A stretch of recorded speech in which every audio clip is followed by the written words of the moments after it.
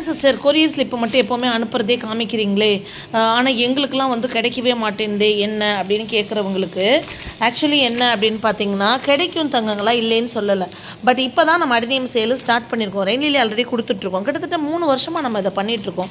So regular customers already நம்மக்கிட்ட இருந்துட்டு நம்மக்கிட்ட மட்டுமே தான் வாங்கணும், என்ன நீங்கள் சேல் போட்டாலும் உங்கள்கிட்ட மட்டும் வாங்கினாலே எங்களுக்கு போதும் அப்படின்ற மாதிரி இருக்கிற ஒரு, என்னை பொறுத்த வரைக்கும் ஒரு 100 பேர் இருந்தால் போதும், நம்ம பிஸியாக தான் இருப்போம். அந்த 100 பேரை எப்படி சம்பாதிக்கிறோம் அப்படிங்கிறது தான் இருக்குது.